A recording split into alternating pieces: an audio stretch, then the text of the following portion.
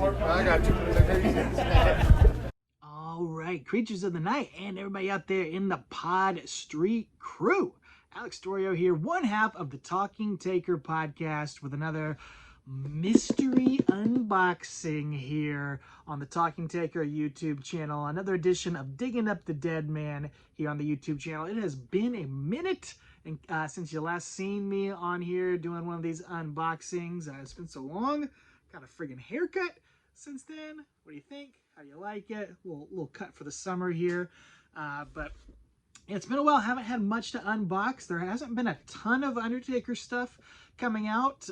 Plus, man, just to be completely honest, my budget has been kind of shot in 2024.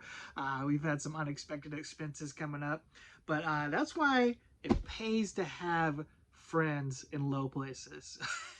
Or friends in high places, friends in the Pod Street crew, whatever you want to call them, some dead man friends, people in your Undertaker group text. I'm talking, of course, about my good buddy, loyal friend of the podcast, and friend in real life, even though I've never met him yet. Hopefully I will this year, maybe it's SummerSlam in 2024. Steven Zeman, the host of the Collecting Dead Man podcast, 1/3 of the Undertaker group Textel with myself and Randy Turco. He has sent me another patented Steven box, if you will, with one figure that I do know about, that I did pay him for, that he was able to snag for me. And then, you know, Steven's always got some mystery things in here. This box, feeling kind of heavy. Definitely more than one figure in here, so I have no idea what else is in here. I'm going to open it up. Haven't peeked.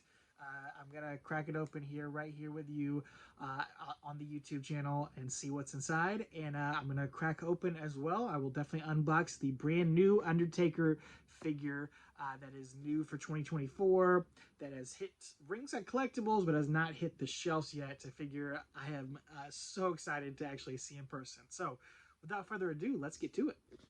Yeah. Steven, just again, thank you. You're always so kind, so generous to send us your stuff. Everybody out there, go follow Steven at Collect Up Dead on all your social medias. Go check out the Collecting Dead Man podcast. It's on a bit of a hiatus right now, but the episodes are evergreen. They're about Steven building the greatest Undertaker collection of figures and memorabilia of all time. And you'll hear me on a few of his episodes. You've heard Steven on the Talking Taker podcast and seen him on this YouTube channel before. So go follow him. All right, right off the top, I'll pull it out and I'll probably save the unboxing here. Save the best for last. But we've got the Undertaker SummerSlam Elite Series representing SummerSlam 2015. The Undertaker versus Brock Lesnar. And of course, it's famous for including the meme face, the GIF face, if you will. Undertaker doing that laugh right in Brock Lesnar's face that we've all seen. That's the most memorable part of that match, to be completely honest. So I cannot believe we finally got this in figure form. Was not expecting it when they announced it last year. And I am so excited to unbox it and open it up here in person. You know what? Let's just go ahead and do it, and we'll save the goodies for last. That's the fun part, is to see what's in the mystery box here. So yeah, this is out, available now through Ringside Collectibles, but it probably won't hit retail until, you know, closer to SummerSlam. It is the SummerSlam series of figures that's going to be coming out. And I did not pre-order it. I did not do what I'm supposed to do. I did not pre-order it through Ringside. But thankfully, Steven's there to save the day. He's always ordering extras. He's a mint and box collector. So he's going to go for the mintiest figure he can get. So he's always ordering extras to make sure he doesn't get a damaged box in here. So he sends me the extras. I get to benefit from him. So maybe I don't need to pre-order. Maybe I just trust I can always order it from Steven afterward. But this is a great figure. We'll check out the back. You know, it's got the text. In the rematch from WrestleMania 30, the Dead Man defeated Brock Lesnar, exacting revenge on the man who beat him from the streak, or who beat the streak right there. Really good match. I remember that. Of course, we got a whole episode of it here on the Talking Taker channel. You can listen to the podcast or watch it here on YouTube. Travis and I talking about that. Solid match, one of the better matches of the Undertaker's final decade of in-ring performance. Definitely better than their WrestleMania match, I would say.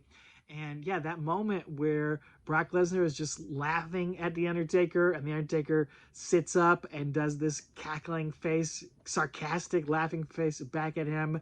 It was iconic from the moment it happened, and now it's lived on in GIF form ever since then. Everything is permanent on the internet.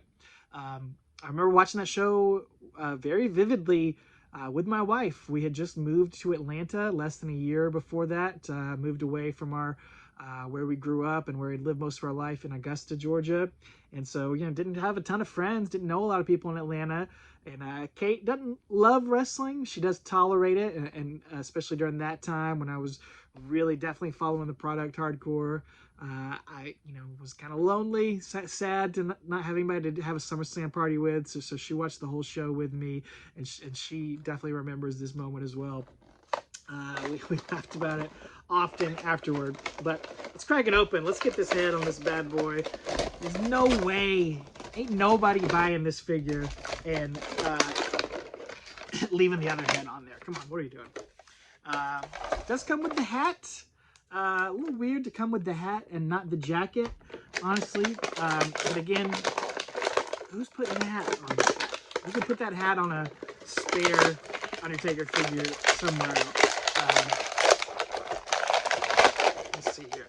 Got a lot of hands, but actually only 2 of those are the Undertaker's hands. The rest are for the Build a John Cone figure, which is pretty cool that they're actually releasing a referee figure for people to collect. And it's pretty sick that the John Cone, this version or this figure in the set comes with the arms and hands. So there's 1, 2, 3, 4 extra hands plus the hands that are on there. So that might be the most hands that have ever come with a Mattel figure ever. 5 sets of hands for that referee. So that's pretty awesome. But let's pop that head out. Take a look at this Undertaker.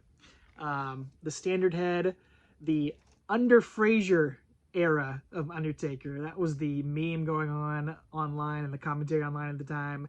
And as a huge Frazier fan myself, my wife and I both, we watched the entire series of Frazier a few years ago. Now we're making our way through Cheers to see the evolution of Frazier. Huge Frazier heads in this house.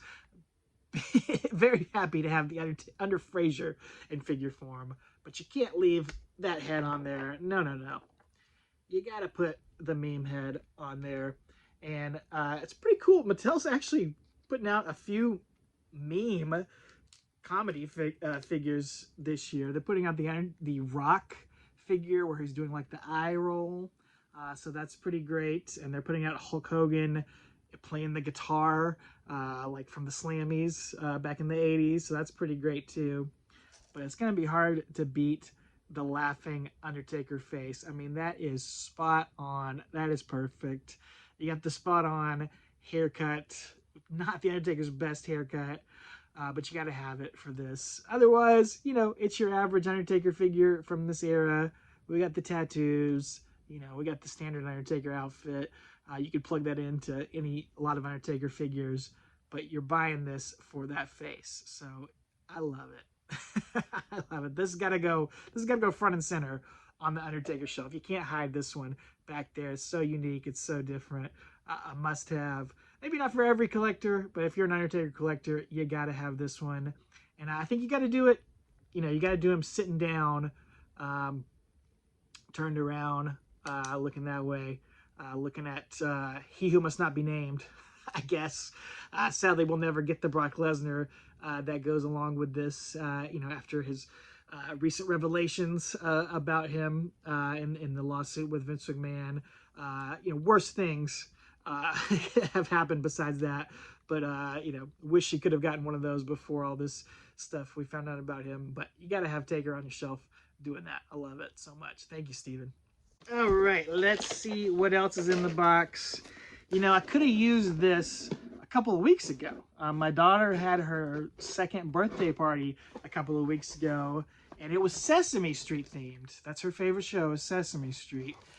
But, you know, we could have used these party plates featuring The Rock, Stone Cold, and The Undertaker from 1999. It says copyright on here. My goodness. I never had a straight up WWF wrestling birthday party. Shockingly enough, you know, I had lots of themed birthday parties. I had a Double Dare themed birthday party with the Double Dare home game because that was my absolute favorite show on Nickelodeon. So I did that one year. Had a mini golf party, a bowling party, and did have a sleepover one year where I guess it was wrestling themed. I had a bunch of guys over and we set up like a wrestling ring in the living room with blankets and stuff. And we did some wrestling matches that night. And that was like the big event of the party. So I guess that's the closest I ever got to having a wrestling party. But I never had such cool plates like this. You know, if the Pod Street crew, if Steven and Randy ever make it down to Greenville, maybe I'll serve them dinner on this fine dining room too. And of course, I'll have to decorate. We got the full set here. I didn't even realize that going through this, but Steven has set me up for a full friggin' party because we've got the napkins, another set of plates. So we've got, you know, your dinner plates and then your dessert plates here.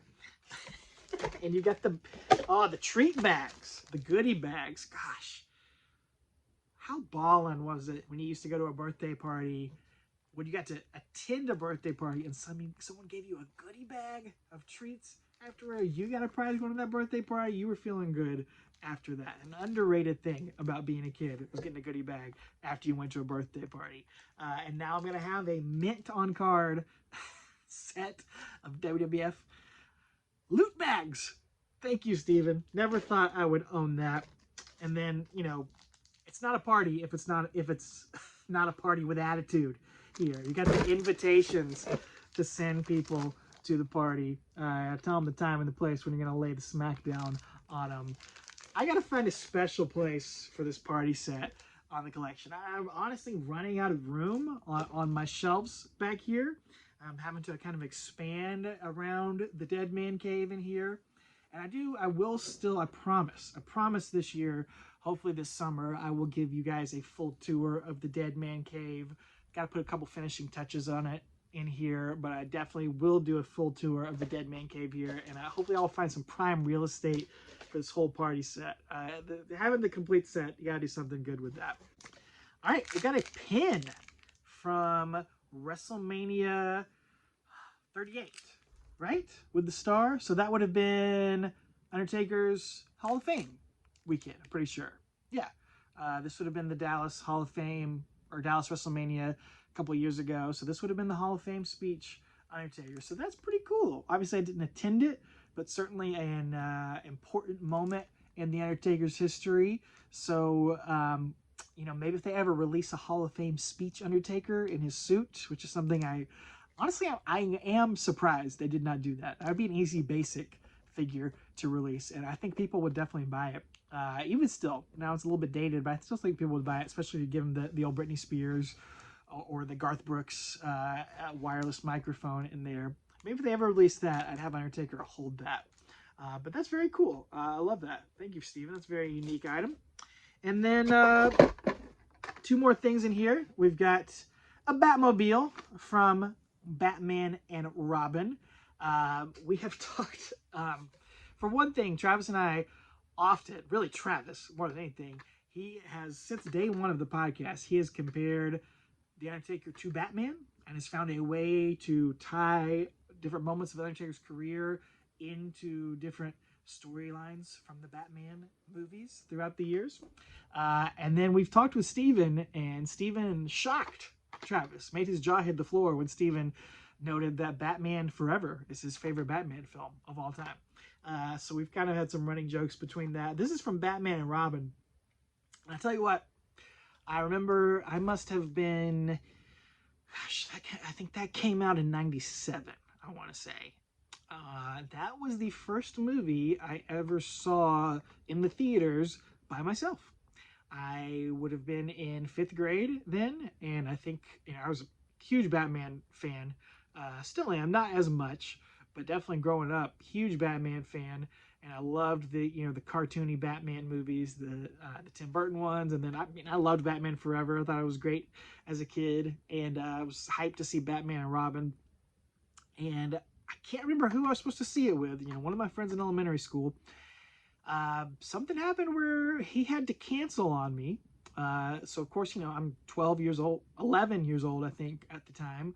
I can't just go drive myself. So it would have been something where our parents were going to drive us there, and they were going to drop us off and then pick us up afterward.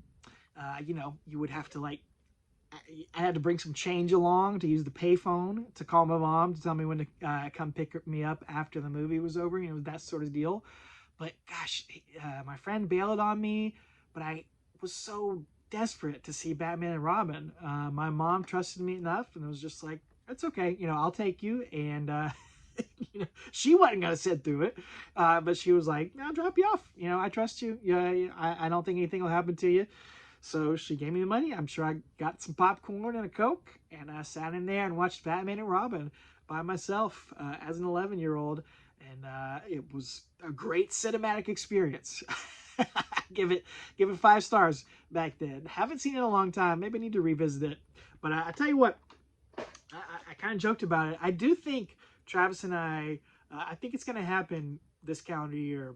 I think we need to do a full Batman episode and just run. It's been such a running gag over the past 7 years of Talking Taker.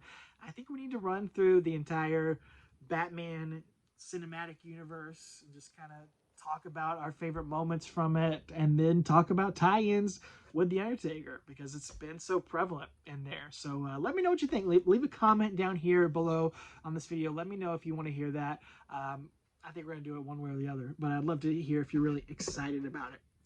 Finally, this is really cool. Okay, I heard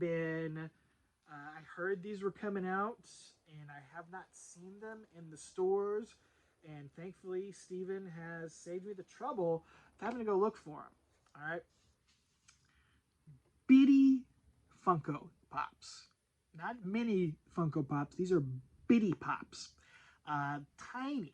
I mean, like little bitty, truly Funko Pops here. These are newly released, featuring some WWE superstars on here.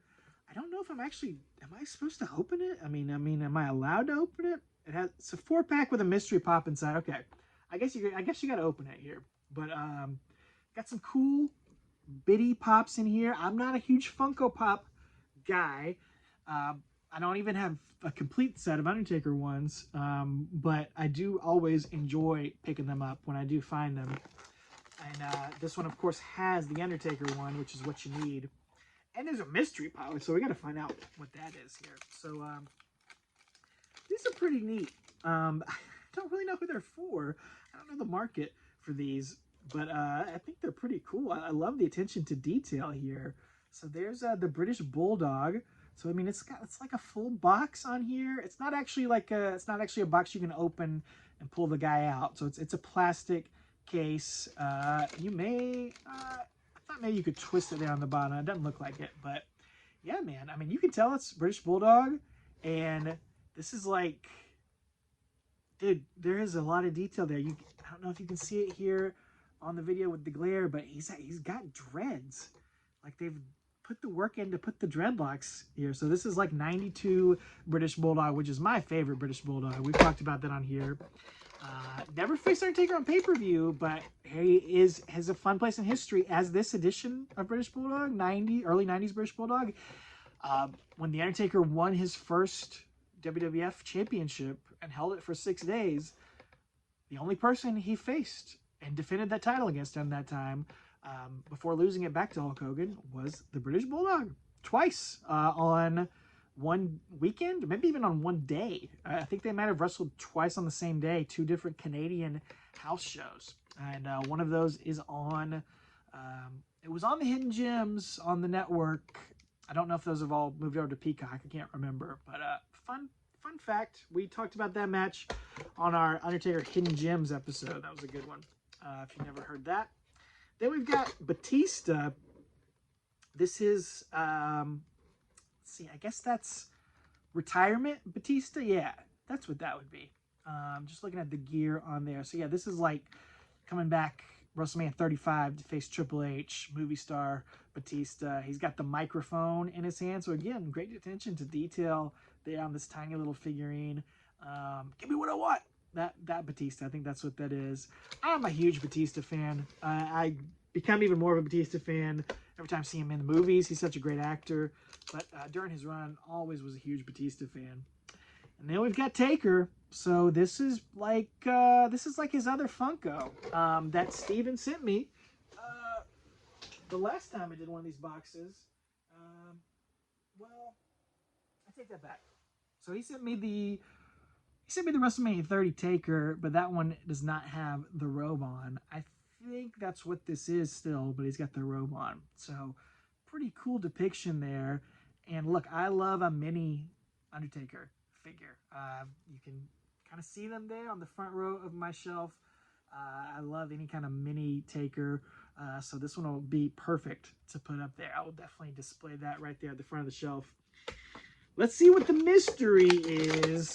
Who's in the mystery box? Oh, okay. Oh, interesting. So the screw was loose on this guy, and I could see, and you are able to pop them out. You are able to display them. But I'll take the tape off, and it is Stone Cold Steve Austin. So there it is. Yeah, you can actually take these out of the display. That one just popped out. It was loose. Again, great attention to detail. He's got a little mini championship he's carrying over his shoulder. Doesn't have anything on the vest. I thought it might, but you can't really see the vest, the back of the vest from inside the box. So I guess that makes sense.